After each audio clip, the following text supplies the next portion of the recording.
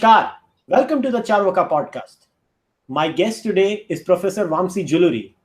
We're going to be talking about his book, Writing Across a Cracked World, Hindu Representation and the Logic of Narrative. Welcome to the podcast, Professor. Namaste, Kushalji. Namaste to your viewers. It's a pleasure to be back with you and talking about my book, which is right here on my iPad. You can see Narasimha Swami's hands coming out of the cover, Writing Across a Cracked World. And Kushalji, I know you were one of the first people to read it, and thank you. And I'm looking forward to talking about this with you today. So, Professor Juluri, I want to start with, obviously, every author should be asked this question first when we discuss a book. Why did you think this was the opportune time to write this book where you talk about representations and narratives? And in fact, in the end of the book, you have a detailed section about the art of writing itself. How does one go about writing it? So why did you think this was the right time to go about it? So, I wrote this book, really, very quickly over the summer before I went back to teaching and went back to completing my Hanuman trilogy. And I'm glad I wrote this book because it seemed like, this was some obviously missing element in the Hindu movement, which I've been, fairly closely involved with the last 3 or 4 years. And what I realized is, I'm learning so much, one, from, all the friends on Twitter and Facebook, histories of India, philosophy. There's so much amazing stuff going on that I, being in academia, hardly knew about, because academia is so highly self-censored.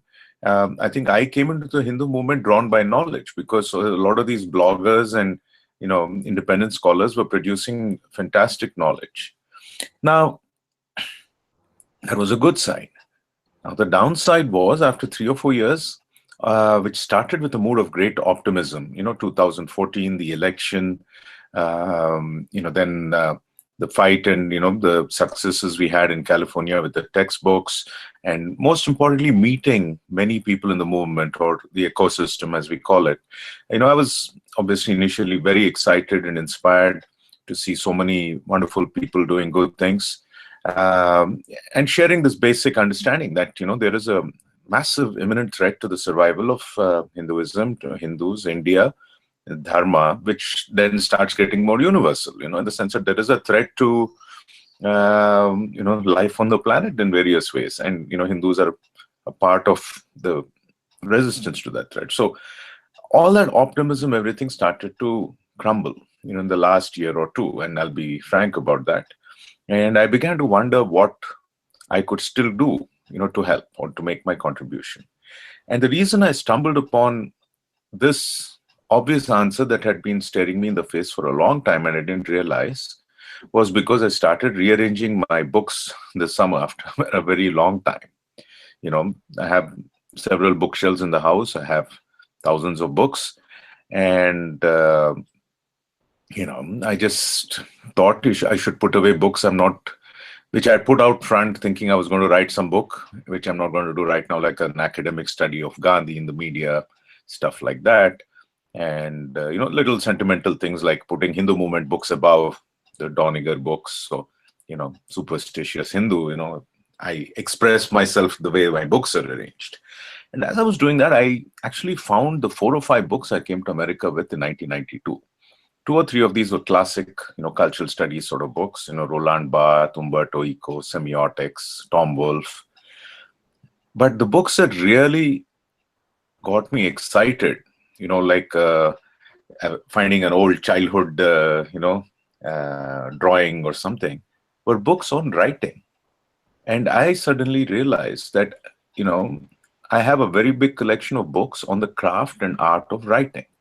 And we don't often, talk about it. In fact, I've almost never seen people in the Hindu movement talk about writing. Just the craft of it, the art of it. We just take it for granted because all of us can write, right?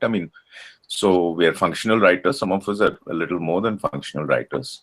But then I suddenly realized, that there is so much investment, particularly here in America, in writing. For example, my university has an MA in creative writing, BA in creative writing. Thousands of students take creative writing courses, both fiction and non-fiction. There are grants, fellowships, retreats, conferences, journals. And so I suddenly said, so if you have,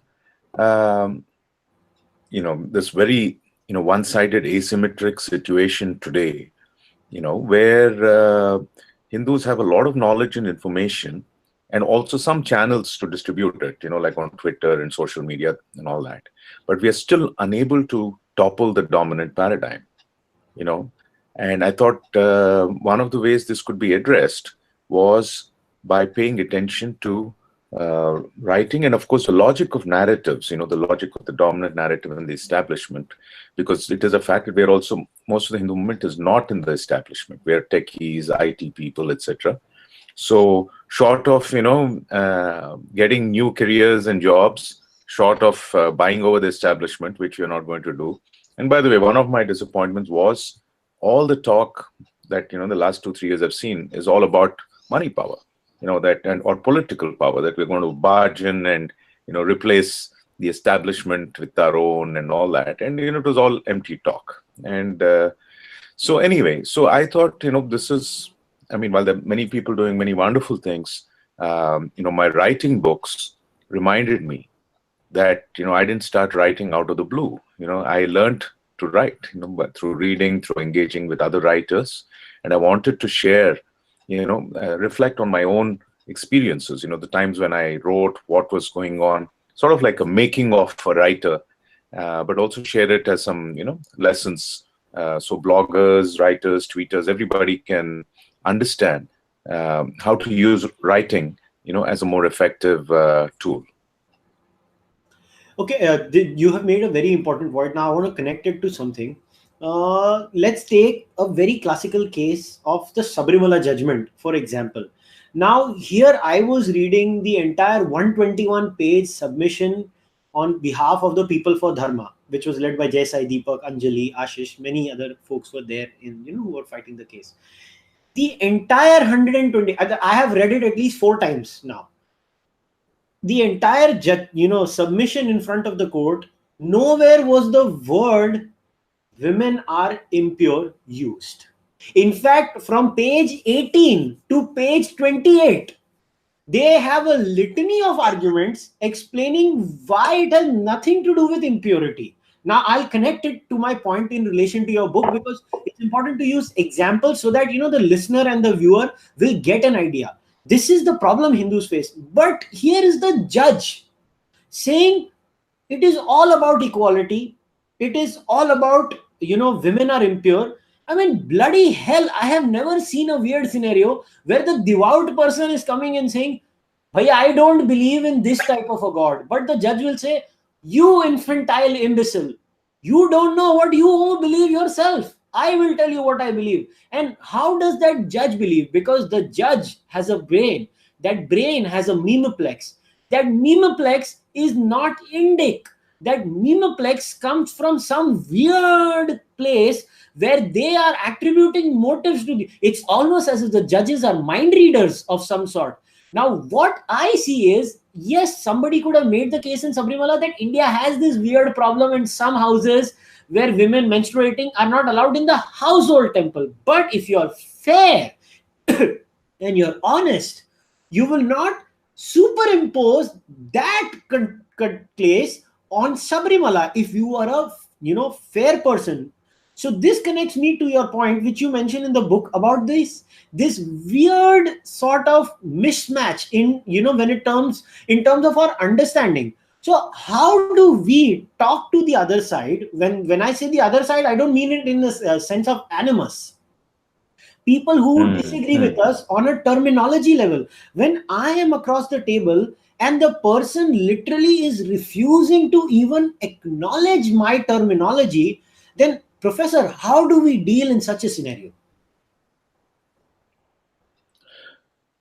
You develop some crazy survival tactics if you're in academia, which is, I guess what I have been doing. And I've So in a sense, writing across a cracked world is sort of my, secret survivor manual, for keeping your sanity and truth in the face of the odds, because this is a very insane world, and so this is the irony, so it's like this: academic experts on Hinduism, the judiciary, the bureaucrats, the journalists, the so-called, the establishment, professional establishment, has no skin in the game of Hinduism. They live life and reality, that's true. Now, in a weird way, the opposite is also true, because the people who know about, Hindu thought and philosophy, or studying, again, the Hindu movement, as I call it, do have skin in the game in terms of their survival. It's very real. Their lives, their children's lives, their country's life, planet, water, air, panchabhutas, all of these are at stake. But unfortunately, the movement doesn't have a stake in the professional game where narratives are produced, which is the establishment. There's just a very small number of us. Say Sai Deepak is in law, Professor Jeffrey Long and others, and me, and we're all in academia. Some of us are in writing. So it's a very small space of people who are actually located professionally in the establishment, but are also clearly in the Hindu movement. So what I'm hoping we could expand really is, the ability of the larger Hindu movement, which is not necessarily located in the professions of judiciary or media or academia, to be able to enter this closed mind these guys have, because our survival depends on it. And it's that mind space is so closed, it's so encrusted, it's fossilized, it's zombified, that what you said, that the sense of exasperation about how these guys could write this whole judgment or whatever without even really understanding the position being made by our guys. They're just thinking, assuming, So let me just show your viewers, a couple of small pictures from the book. I know it may not be very clear. So the way I have set up my whole book, using some simple PowerPoint stuff. So this blue dot or circle is the establishment, by which I mean not a political thing. I don't mean necessarily Lutyens or Congress Party or lefties or anything.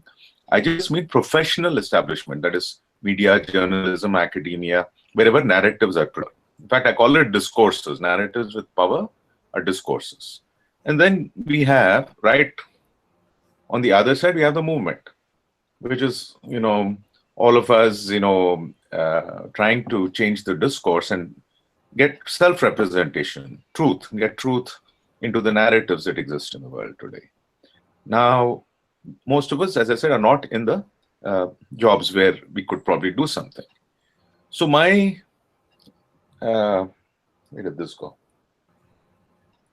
Sort of my hope rather, for what we could accomplish is, this Venn diagram, right? So a lot of, this book is premised on this idea that the movement can sort of get into the establishment's mind space.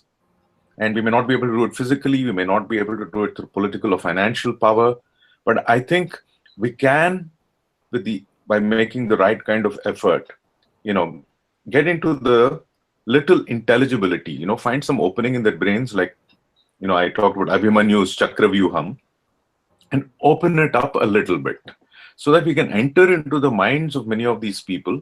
I mean, some of them are incorrigible, I know there's no point, but my concern is with a lot of the professionals in the establishment who are younger, starting out, who are confused, and also with what I call the middle Hindus, right? That is people who somewhat lean towards the Hindu concerns, like many people in our own families, a little bit, but two news stories they'll see in the newspaper about Gaurakshaks or intolerance, and that's it. Their whole mind will switch off and say, oh my God, you are a Hindu fanatic, So I think the middle Hindus also lean towards establishment because they're enclosed by establishment thinking.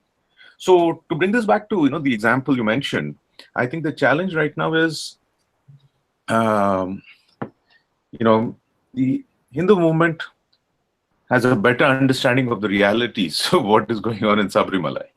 And there's so many narratives now within the movement. Fantastic, from the perspective of the philosophy, Nitin Sridhar has written so much about it. From the perspective of common sense about the temple, says cultural sovereignty, and most of all from the perspective of Hindu women, like Anjali and the whole ready to wait thing and all that. But unfortunately, what has happened is, the establishment is stuck in its movie, one. And second, some of the people in the establishment are very invested in defending their movie.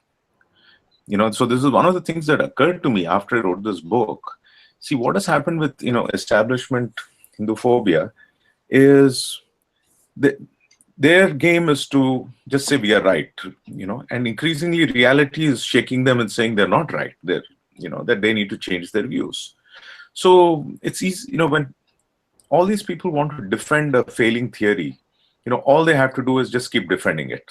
They'll inevitably have the same messaging, they'll have consistency, they'll have strategy, they'll have cohesion. Now for us, because, we're all over the place, we're coming from many different backgrounds, and many of us are volunteers, we are, struggling to get into the middle space. But having said that, I think on the Sabrimala issue, just the force of truth has been so strong. The mass participation, in Kerala that we're seeing the last few days has been so strong. This is, it is a jolt to the system, so that is a good side. The downside is, again, this problem of cultural illiteracy within the establishment, civilizational illiteracy. They just assume, they don't know, and they just assume, they just assume so many things about, I remember some time ago that columnist, tweeting that, Hindu temple should stop asking your caste when you enter the temple. You remember that? Yeah. Yes. I think that was yeah. So this was a famous. Sorry. I said I give up with. Yeah. No. Well, see, this is the whole thing. Can you even guess what she was referring to? I have no clue. See, that, this is the thing. These are people who've grown up in, manicured lawns and clubs, and, for them, something that we've all gone to every day as part of our lives, like temples, even if whether we believe or not believe, it's a part of our lives, these are people who are so disconnected from the reality of 99% of, the world around them, that they assume things. They have some vague idea that when you go and do some puja, some people are telling the Gotra. So from there, they leap and say, oh, the Hindus ask for caste when you go into the temple. It doesn't even occur to them that probably majority of people going to a temple, don't even go there. It's just something, part of a custom, and the priests these days are so flexible and liberal. If somebody is doing a puja, they, improvise. So, but anyway, so these are the kind of things. And like you said, the judges here just assuming that it's about impurity. And by the way, that word impurity it's an engineered word. I should mention, one of the books that helped me a lot when I was writing Across a Cracked World was Scott Adams' book on the Trump campaign, Win Bigly. The Gilbert or Billboard? The Dilbert guy. Dilbert guy, yeah, Dilbert. The guy who draws Dilbert. Yeah. So I was very, enlightened after reading that book, because, so, I mean, apparently Scott Adams is also a student of hypnosis and persuasion. So he analyzed Trump and Hillary from, just the persuasion point of view. And, and I found it very interesting, because I think a lot of things that are going around today in the discourse on Hinduism are highly engineered. They're not just random stuff. I mean, the movement is throwing random stuff out there, and we're all, some things get picked up, some words spread, some don't. But there is, I'm seeing this closely from the time of the textbook issue here. If somebody comes in with this idea that, there is no India, but there is South Asia, and, all of these things, they're very well thought through. So I think this idea of impurity, just think about it. The California textbooks talk about Hindu philosophy as being obsessed with, or in the old days, impurity. Caste equals impurity. Raza Aslan does that CNN believer. Again, it's impurity. And, so that's the weird thing. So these guys are just repeating certain things again and again and again so that they stick. And unfortunately, they have stuck. So, Professor, I actually want to ask you another question. I had written about this also, that do you think somewhere the blame also lies with the Hindu society? Again, I'll use a very tangible example for this. Now, Shashi Tharoor wrote a book recently about the British Raj and its atrocities, and Mr. Tharoor has been making a case for, what do we call reparations? The British should give something back to India. Now, my problem with the whole issue with Shashi Tharoor is the template with which Shashi Tharoor has gone and written his book and presented his case in front of the Western world, in this case being the Britishers, is a classic postmodern leftist, trope, where he has literally used that, I use the word by Faisal Al-Muttar, which I call Operation Olympics. He's tried to make the Hindus enter the Operation Olympics in the West, which I think harms the Hindus as a community in the West, Hindus living in the West. Now, I want to share this with a problem that I wrote in an article recently on Op India, where I think somewhere we as Hindus, as a society, where we have made a mistake is, see, obviously, like every society, we have problems, right? Every society has problems. Now, Jativad is a real problem in our society. Women like to say we have come a long way, but let's say it was a 100-kilometer journey. We have come 60 kilometers or 70 kilometers. We can debate that, but we have a few more kilometers to go when we can say with comfort that we have solved it completely. Now, when we, as what I call the non-left Hindus, people who have civilizational skin in the game, when we don't talk about it with the tenacity that we are supposed to, we hand the narrative of oppression to these guys in the left, and then our own leaders like Shashi Tharoor use their templates to talk about our problems and again hand it over to them. So how do you think we deal with that problem also, acknowledging problems in the Hindu narrative? Yeah, so I think, I usually don't dilute any, this whole thing. In the sense that, because for professional reasons, I'm in critical cultural studies, and the critical in cultural studies means you're critical of power. So, you do study oppression, and, so while I totally understand the excesses, extremes, and I think the inconsistencies that you could critique with a phrase, like Operation Olympics. The problem is, this, what you might call the left worldview or the liberal worldview, is the dominant one today. Okay, and my field has been enormously successful. In the 90s, in academia, the left was just one side still. Now I don't know if you saw some recent figures, but I think in the US, it's like 100% of communication professors surveyed in the US are Democrats. Yes. Just to give the example. So we have been enormously successful, but at the same time, we have, caused a lot of problems, because our own field, this whole oppression framework, as you call it, has not been totally honest.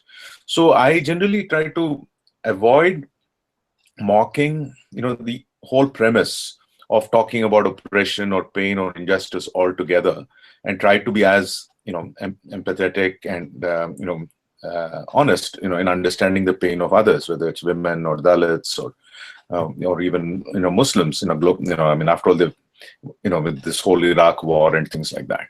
But, and that sort of, ties in with the second part of your concern, that, and this is where I think the Hindu movement, is really, facing a contradiction, Because on the one hand, we don't like, talking about, oppression. We don't want to sound like victims, which is okay. If you don't want to say that about yourself, it's okay. But then when you deny the pain of other communities, which may really be facing it, like the 30-20%, that still have to secure, economic equality and freedom and all these things, like you said, then we end up sounding very, heartless, brutal, fascist, whatever. We get labeled very easily. So the way I see it, I think each of us should finesse our own narratives so that we can express the pain and the argument we have for ourselves without denying the pain of others. Now, I think Shashi Tharoor, is a very interesting evader of what needs to be done now, in the sense that, I think I mentioned this in my book. See, academia is willing to admit a critique of European colonialism. So an Indian can say, "Oh, you Brits did this to us," and and nobody will really fight that. So the challenge in academia is, how do you also talk about what happened before and what continues to happen after? Namely, Sitaram Goel and the Islamic imperialism before the British came, and the more complicated situation that exists, with Pakistan and ISIS and Al Qaeda and all this stuff, in the present era. So it's very complicated, and I think what Shashi Tharoor has done is to kind of just throw a certain India hat in the ring and say, yes, of course, we are colonized, we deserve to be, given the same, voice and sympathy as other colonized people, which is fine. But then he immediately does a backtrack. The second half of the book, he is saying, Savarkar said this and Golwalkar said this, and, without even engaging with more, the serious scholarship that is coming out, on all these issues. So I think, the simplistic answer I would say is, let's not diss this language of oppression and social justice altogether. Let's, try and make it more honest. So at least, for some people, I think that's the middle ground that we can enter into. Now I want to get into one aspect of your book, and we can't have a discussion by where I don't disagree on something with you. So I have to talk about this. So you have critiqued capitalism, in my view, in the book, where I believe somewhere this is my disagreement with you, and I want to hear your point of view more elaborately. Now, somewhere I feel deeds of capitalists and crony socialists of India are to be blamed more than free markets and capitalism conceptually, because as a I was born in 1981, January 1981 in India. 1992, Narasimha Rao's the government basically opened up our economy, and a lot of good things have happened post that. Now I'm saying I'm all for, in a poor country like ours, we need redistributionism of some sort. Otherwise, where will the poor people go? Obviously, we can't leave them to die on the streets. I get it. But I still feel, capitalism in an overall scenario has been a net good for the world. A lot of people have come out of poverty. Recently, there was a report that, I think every minute or something, 40-50 Indians are coming out of poverty now, which is a good thing. So what is your exact point of view on that subject? Because you've written about it in the book. Right. So let me just present this as a personal narrative, so in terms of how my thoughts have evolved and maybe continue to evolve. Again, here too, I think I'm negotiating some very, diametrically opposite positions. Okay? But first, I want to say one thing. Again, my critique of capitalism here is in the context of, the whole mullah Marxist missionary phrase that, the Hindu movement uses. And, I saw that phrase being used a couple of months ago in response to a tweet by a out and out pro-capitalist, right-wing, sometimes Hindu-leaning person. And, when that person was being called an example of mullah Marxist missionary, I was just thinking, look, this person, is a proper secular right-wing free market advocate. Okay. And of course, what that person was saying then was totally anti-Hindu, Hinduphobic, silly, But, then I just thought, this is something that I should draw attention to, first of all, in terms of language and writing, that, a lot of the Hinduphobia is coming from profit-making private capitalist enterprises. Now, we could disagree and say whether is it capitalism or is it the fault of capitalists individually. But that is the context that basically, I think, by focusing only on this quote unquote mullah Marxist missionary thing, we are losing the chance to critique a much bigger problem, So that is the context. Now, in terms of my own evolution on this issue, well, I grew up when Indira came in a motorcade during the emergency in front of my school in Pondi Bazaar, Madras. I was in, I think, kindergarten or first grade. We were all taken out to stand and wave, and she waved and went. And I remember emergency meant, people came in ambassador cars and, took your parents' signature saying that, oh, Indira Gandhi is the greatest. And, I mean, I have vague childhood memories of, that. I have childhood memories of, communal riots in Hyderabad. I have childhood memories of, I was recently talking about how different shops were in India those days. You could hardly, you didn't have all these brands. You always looked to America for stuff. Now, so naturally, I think in the 80s, I believed that there was something wrong with India, that we were not developed, we were behind. I did not know the reasons for any of it. I did not think it was because of colonialism or anything. I mean, just an average kid wanted to be an engineer and, have a good life. Then in the 90s, a very contradictory thing happened, right? On the one hand, India went through 1991 and, suddenly everything you said happened. I mean, a lot of people got lifted out of poverty. The middle class boomed. The younger Indian generation, like your generation, suddenly became so confident. I mean, we were not as confident as you guys in your 20s, Your generation was, world class, they were ready to work for foreign companies. I mean, it was admirable, And so in that sense, yes, liberalization, I think, was, obviously making India stronger. Now, the funny thing that happened to me then was I started my PhD in UMass, or UMarx, as people call it.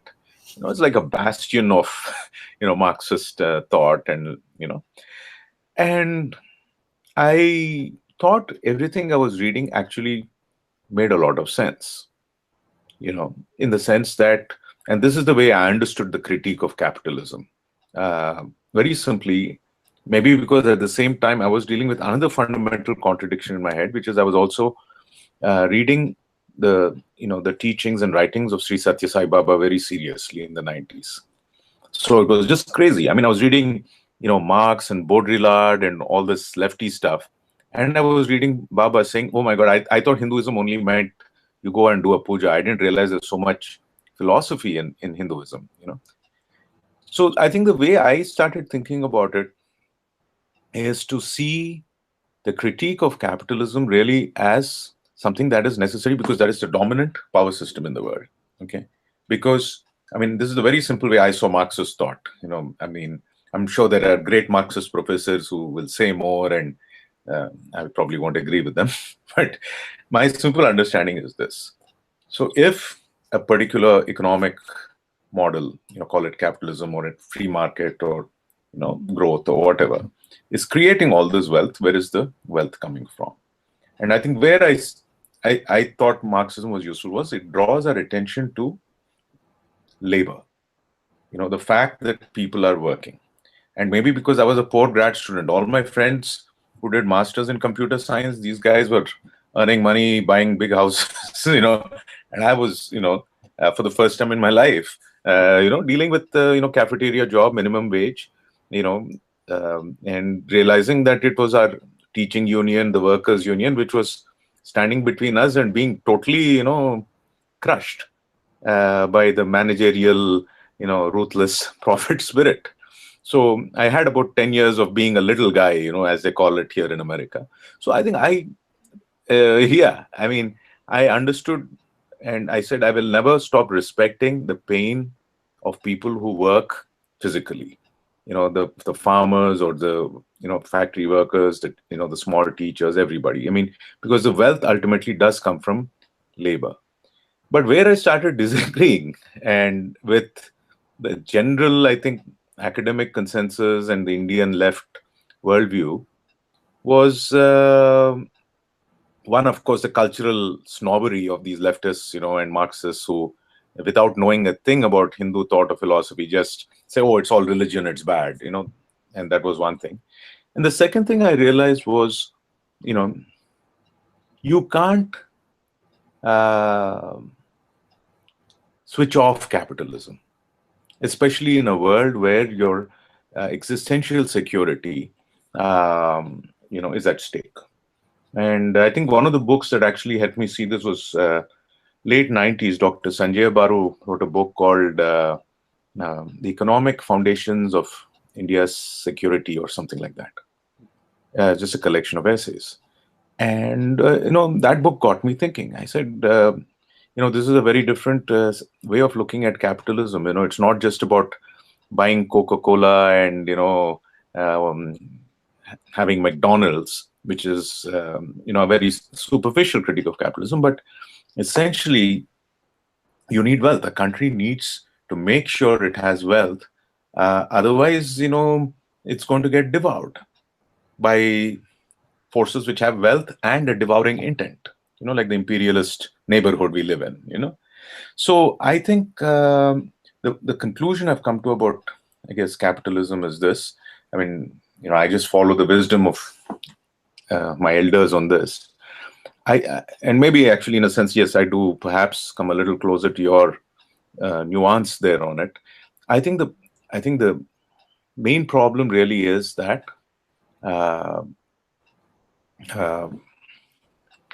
we need to be able to understand the environmental, the economic, the social consequences of the economy as it exists today. Okay, and whether you want to call it capitalism or whatever else, understand the toll it's taking, and then figure out a way to, de-link or localize it, or make it sustainable, or make it better, without falling into this whole capitalism or socialism trap, because both of them again are within modernity, right? So I think, yeah, so it's a longish answer, and again, because I'm not an economist, I'm just sharing, the evolution of my own thinking on this. Oh, I can completely understand where you're getting from, and this actually connects to the next question very well, and I'll tell you how. So I think I get what you're trying to say. So it is not capitalism per se that is the issue. It is what influences the capitalists in the brain. That is the issue. So capitalists, or the billionaires of the country, or the neo-rich of the country, they are part of the establishment per se. They are part of the discourse that you say. They, as company owners, as people who come on the media, as people who own media companies, or as people who own sports companies, they portray a particular social message to the larger masses. Who influences them matters a lot. So I think that is where the discussion should be, about what is influencing. And I see this amazing amnesia. I'm not going to take the name of the industrialist, but I've met a few big industrialists in India. They will be devout Vaishnavites in their private life, but they sit on their company chair. They become these left-wing monsters. And they just, it's like they flip. They leave their house, the door is shut, the devout Vaishnavite is left back home. And then they are entering this world, because somewhere down the line, I feel Indian capitalists seek approval from the Western capitalists. This is where the problem lies. They want to go into those parties, in those Howards and in those Senate hearings in the West, where they want to be approved and said, stamped, approved, you are part of our cool club. And this is where the problem is, and this is why it is very important where you bring the narrative battle. And let me tell you, the real capitalists of India are people like me, the banias, the small medium entrepreneurs. Millions of us across India, the banias of India, we are also part of the free market, right? Now, we are not like those billionaires. We Right. are very desi in our thinking. We do our own desi thing. Now, I might be a Nastika personally, but even my company has all the pujas on planet Earth, and I will never stop them because it's my father's instructions. I will honor my father's instructions till I'm the owner of that company because I love my father more than anything. So it's my parents' wish. I will do it till the last day. We have our Diwali puja, we have our Satyanarayan puja, everything. I may not believe in it personally, but to me, sometimes cultural continuity and these, in my head, these are all harmless cultural constructs. So they don't harm me personally. So I do it. So this is where I think the difference is. And now I want to connect it to a very important question. There is a asymmetry globally. You have insisted in this book that we have to reject their terms and use our terms. Now, this is my counter to you. How do we do it in such a major asymmetry of discourse? Where let's assume a Hindu swastika, which means something totally different from the Hindus, but can I, as a Hindu, wear a swastika t shirt or put a swastika tattoo on my arm and flex my muscles going around in any Western nation? I cannot. They have the asymmetry there, they have all the control on the narrative. So in that, don't you think even our billionaires suffer from that because they are part of the global discourse? I start with the swastika example. I think I'm trying to imagine this practically. If devout Hindu walked out in an American city today with a swastika T-shirt, he'll be beaten. But guess who'll beat him? Can you guess? I think it will be the Antifa people. It very interesting. Even the Antifa people, a white Antifa person, my guess is, will hesitate. Something in his or her brain will say, "Oh, this guy looks Indian. Maybe these Indians like Native Americans. It means something else." They'll give the benefit of the doubt. The guys will jump on them and beat them. Second generation South Asians. So, and which connects to your question also about the deracinated, misinformed, wannabe, aspirational global super class that is running the world. I mean, much of it is of Indian origin, Indian heritage, 2-3 generations out of it. It includes, I guess, the super wealthy, super capitalists, who fund chairs in, Western universities and, send their kids there and, all that.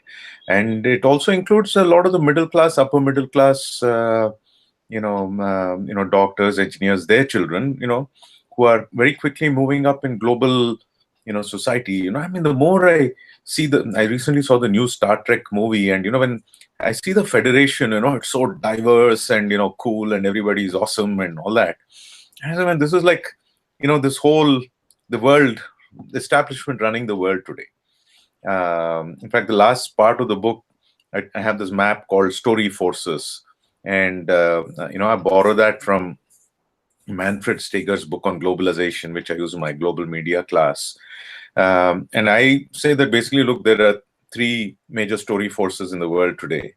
The most dominant or powerful one is the neoliberal secular story force, which is run by the Federation, which comes out of, which is like Hillary Clinton, the Trudeau, Rahul Gandhi, then all the beautiful people who are running the world, media and the disgraceful comedy shows, and they're supposed to be very cool and smart, they're so feminist, and all that shit. Sorry, I had to say that word today when I thought of that what's going on in the comedy thing in India, but forgive me. So that's one story force. Then the second story force I talk about is Islam, worldwide. And it's not only what Islam is telling itself to its believers, which is I'm sure it's very diverse and varied, ranging from, the conservative militant side to, more liberal questioning ends, like some of your guests and all that. And then the third story force is, broadly what is we could call the right wing, in different countries. In the US, it's, Donald Trump, make America great again, um, and in different countries. So, and that brings me back to, I think, the question about the right wing, right? So I think what has happened now, see, in the US, the conservative or right wing part of the mind spectrum has institutions because it was dominant once. It held the power. So they have these big think tanks. In academia, they may be losing ground in some fields. But politically, they have a lot of people with them. And they have these huge billionaires and ultra billionaires who are funding them politically. Whereas in India, it is extremely confused. Because on the one hand, you have basically RW, which is what a large part of the Hindu movement calls itself. And I think within that, there are so many different variations. There are pure economic right-wingers. Then there are, Hindus who are really not right-wing at all, but they just call themselves that. And then there are some people who share both the sense of civilizational survival and also, maybe what could be called right-leaning, social or economic policies. So what has happened is, I think, but like you rightly said, the establishment in India and from India, is so stuck in this bubble, of self-righteousness, of being disconnected. And it's not helping that the people who are challenging their worldview, are going in, with this covered and, with these, self-handicapping labels, like, calling ourselves right-wing or, all these things. I mean, it's like half the things the Hindu movement says actually sound like what they're saying about us. So I think that's where, again, that Venn diagram is very, very, is all I could think of at this stage of my life, that we need to find some small shade of space of intelligibility. And so I think the way to do that is, again, it's a very tricky thing because, sometimes when people want to try and find common ground, they end up diluting what they have to say. And that happens a lot, in these fights. But really the trick is to try and understand, again, for our sake of our own survival, try and understand,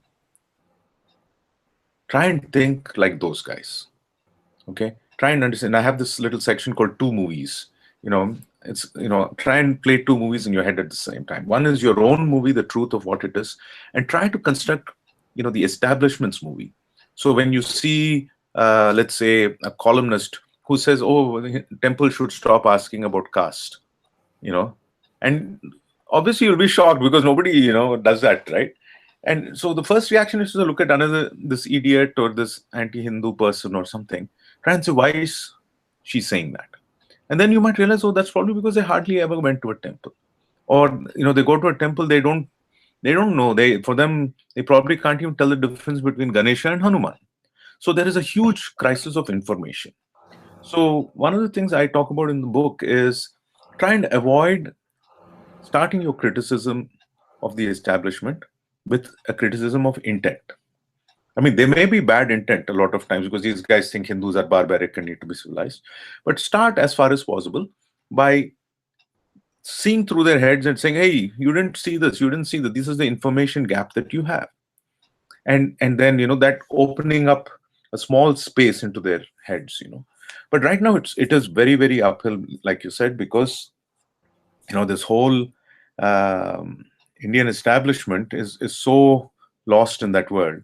But one hope I have is that if the Hindu movement starts talking more about universally relevant debates, like you mentioned, like say the 30-40% of India that still needs to, be lifted out of poverty or injustice or whatever casteism they face in the villages, when you talk about things like that, and more broadly, I mean, the environment, and, my old professor, Justin Lewis, has made a documentary and a book. And, in that, I remember there's this very striking image where he keeps cutting back and forth between these shopping malls and supermarkets in England and forests in Indonesia being all chopped down. So I think we can't, as Hindus, as Hindus of liberal or conservative, whatever leaning, we cannot shy away from talking about these universal problems as well. And because one, they concern us. Two, we have our own intellectual resources like our Indic nature philosophies and ethics, which will help us combat them. And third and most important, that's the only way we can defuse the establishment people. Because as long as we're talking only about our own selves, or rather the Hindu representation issue, these guys won't even get it. They think that we are talking about better branding and imaging. And that is also, the problem is again also caused by some of the Hindu activists who jump in over their depth and say that, oh yeah, we'll just hire some PR person, or we'll go fund some chairs, we'll do this, we'll do that. And I think that, maybe I should also add that I think one of the problems with approaching the Hindu movement from a capitalist point of view as a business opportunity, I think there are some limitations in doing that. Very simply because, see, this is the critique of capitalism, we were taught in grad school, that fundamentally the capitalist interest is in minimizing labor and maximizing the market. That's what colonialism was about, right? India was turned into a source of cheap labor and raw materials, and also as a market for finished, Western goods, etc. So again, I grant there's other things that could also be said, but this was a core critique. And I think what is happening is, when this very nascent Hindu movement is seen, even with, assuming the intent is good, if it is seen as somehow a market or a commercial opportunity that has to be, developed, because that's the only way to save dharma. Again, I said the intention may be good. What happens fundamentally is, people get thrust into the roles of exploited labor, because we just don't have the investment right now where, we can work outside the establishment. And also what happens is sensationalism. Like you said, the clickbaits, the tweets, that takes precedence over actually producing, say, a long-lasting library of Hindu books. And that is actually one of the goals I had in writing this book, because, when I saw all the books I have, books on writing, said, the last 4 or 5 years, I've seen so many talented people. We should have had dozens of beautiful books coming out now. We've had about 4 or 5 books, but most of them have been by people who were already writing before. I don't know how many new authors have really come out in the last 3 or 4 years. There's potential, but we have not done justice to them. We've not mentored them, nurtured them, trained them in writing, given them the infrastructure, capitalist or otherwise, to actually have, say, a publishing house or a media arm or any such thing. It's still very, very voluntary. It's, varying in quality. So again, we are a right wing without the right wing privilege that goes with it. Yeah, you make some valid points here. My concern with the larger Hindu movement is this: it is neither conceptually nor strategically sound.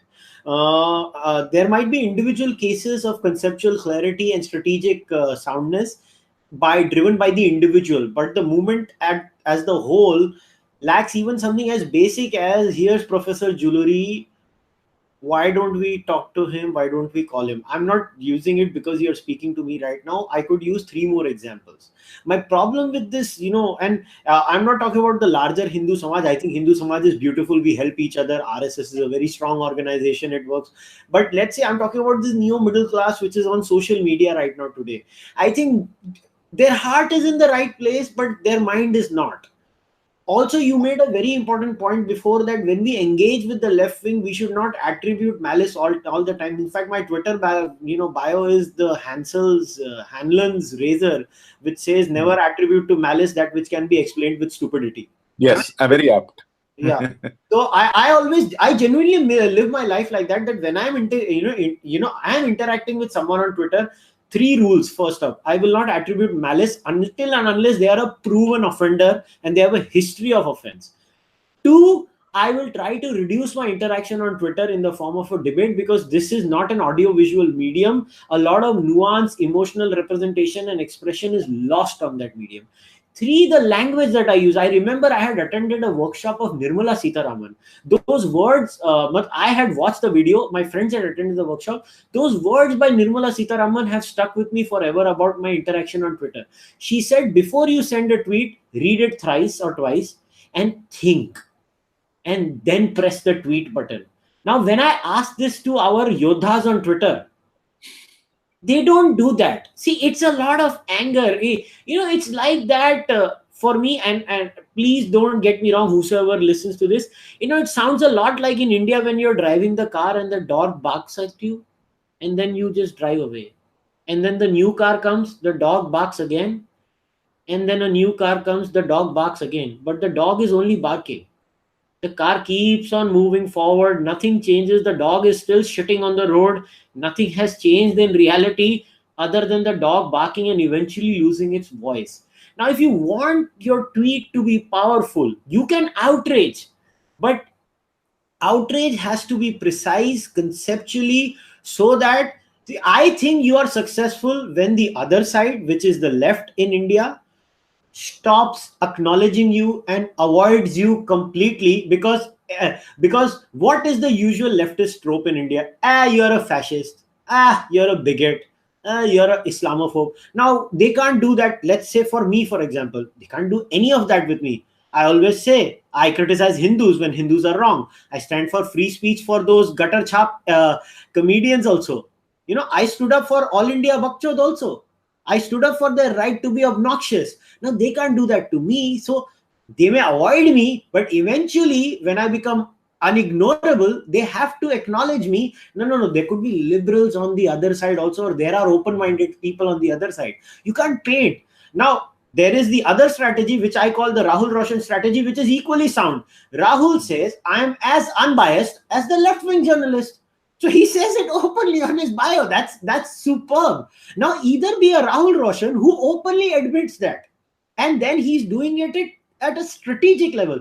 But what happens is Rahul is the best at it when it comes to doing that. Now we already have Rahul doing it, but there may be a space on the other side where we need some nuance, good discussions, where we call people and say, hang on, what is your problem, man? But what we have is a lot of barking and recreational outrage, where I get 100 likes, I get 500 retweets, my brain has an amazing dopamine rush, and it's all ending at that. There is no change happening. You didn't win any case in the court. The judiciary doesn't think that impurity is not a problem in Hinduism. You have shouted at them. You have not achieved anything. It's all shouting. So you, as an author who has written a book about how to write long form, do you think you could give, I want to end this podcast on you giving some tips about how to write precise, nuanced, good, well-worded tweets also. Please do that. Wonderful. Thank you. I actually acknowledge, the role of the social media and particularly Twitter in the book also, because and interestingly, I think some of the people who read the book early are people who are not necessarily writing long form, but who are, reading the book to understand theoretically, what's going on and what could be done better. So I just wanted to add one more cautionary point, in addition to the wonderful phrase you just coined, recreational outrage and, the dog barking at passing cars and all that. I would like to suggest that we should get the momentum of bulls and cows so we can stop the car from going where it's going, So anyway, so in order to acquire presence, the two things that need to be done. One is, of course, what Nirmala Sitharamanji said, which is, go easy on those send buttons, understand that,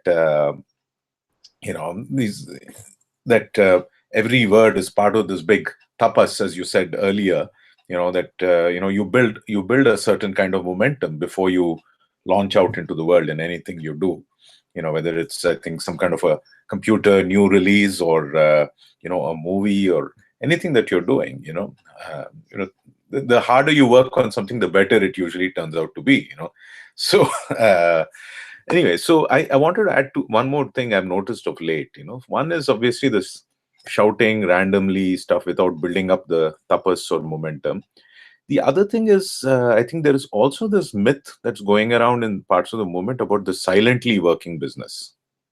And look, in some fronts, yes, if you want to do seva, you want to go into the villages, into the forests, and have a heart-to-heart connection. People have done it, and I totally salute all the selfless, Swayam Sevaks and others, who've done that kind of work.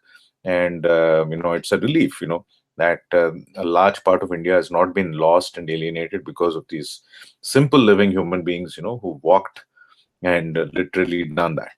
But where I want to sound a real word of caution is in the Hindu movement engaging with this global super liberal establishment class, because these guys are not driven by quote unquote Abrahamic ideology, at least not directly, because they're all liberals, they're atheists, they're Marxist hedge fund managers, things like that. They're all, I mean, half the capitalist people I know say that they're Marxists. They're just creating wealth so that I guess Che Guevara will emerge again, and so it's messed up. So in dealing with this establishment and its kind of shell of Hinduphobic ignorance, we have to stop believing this whole silently transforming narrative business. Okay, because if it is silent, how is it even a narrative? So assuming that there is some silent change that is taking place. I mean, the textbook minister recently, the HRD minister, was recently quoted as saying, "Oh, we've not changed anything in the Indian textbooks." And of course, everybody knows that, but it's so hard. It sounds like you're pleading for acceptance. Your base loses respect for you. Uh, you know, but then you want us to believe that somehow you're all silently working so that people don't believe the textbooks. I don't know. So we have to get over this idea that the left or the establishment can continue to do what it's doing, and we'll still somehow win the narrative battle. It's not going to happen. It's absolutely not going to happen. We are on the precipice of a very, very, I think, important generational moment. Like you mentioned, I mean, you are a non-believer, but it doesn't even matter because of the love for your father. You have your employees doing their pujas, and you respect that and let it go on. And that is the beauty of Hinduism or Indian civilization. That's how it works. Now, what is going to happen when 2-3 generations from now people don't have, I'm assuming your father did Satyanarayan Puja and believed in it. So, or at least my father was is I would not say a devout Hindu, but he's someone who will pray daily in his temple in the house. We do the Satyanarayan Puja, and before, so my father has a routine. When he enters the factory, he will go first to the murtis over there in the entrance, and then he'll do his naman, and then he'll enter his cabin, and then in his cabin again. So he has this daily routine. Now people might be surprised. I am a Cārvāka, but even in my cabin, there are all the 12 Jyotirlingas. I have a nice watch where all the 12 Jyotirlingas are there. I have a photo of Guru Nanak Dev Ji. I have Gautam Buddha.